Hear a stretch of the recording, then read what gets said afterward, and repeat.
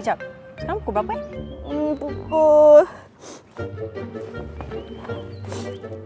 10. Bukan kita ada kelas mengaji ke? Kelas Quran? Bagus juga.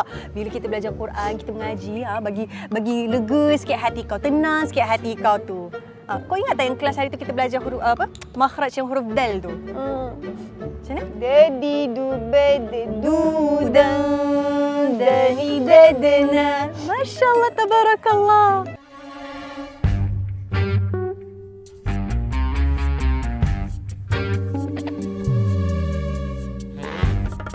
Alhamdulillah. Anak kesayang Umi dah balik. Tengok, Umi masak ni semua. Ni, semua ni lauk kegemaran Jas kan. Tengok. Ni. Ni tak ada. Dia pergi masjid tak balik lagi. Kalau dia tahu Umi masak ni semua ni favorite Jas, mesti dia jealous. Tapi tak apalah. Umi masak favorite Jas pasal Jas bakal jadi pengantin. Allahu Akbar, Umi. Jas pun rindu sangat dengan Umi. Lagi-lagi rindu semua ni masakan Umi ni. Tahu tak?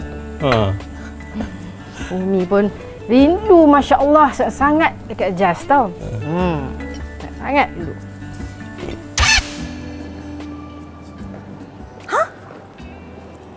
Biar betul. Mana kau tahu ni? Tak elok tau. Memfitnah tu dosa. Oh, ya ke? Oh, faham. Yelah. Okay. Thank you tau. Okay, Assalamualaikum. Syah, Ustaz dah balik. Ustaz dah balik? Balik sini? Ya ke? Masya Allah. Okey, bagus. Aku ada satu aja.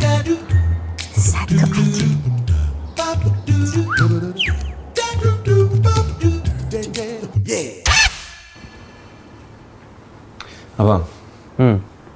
Dia pelik lah. Sebelum ni bukan main lagi tau abang protes bila Umi suruh kahwin. Kenapa sekarang ni abang boleh tiba-tiba berubah? Ni sebab abang jatuh cinta dengan dia masa kat Mekah tu ke? Taklah apa pula jatuh cinta. Abang dengan dia hari-hari gaduh tau tak kat sana. Dah macam anjing dan kucing lah. Sekejap. Habis tu kenapa lepas dia balik dari situ abang boleh terus on? Sebab abang mimpi. Lepas tu mimpi tu macam pelik sangat.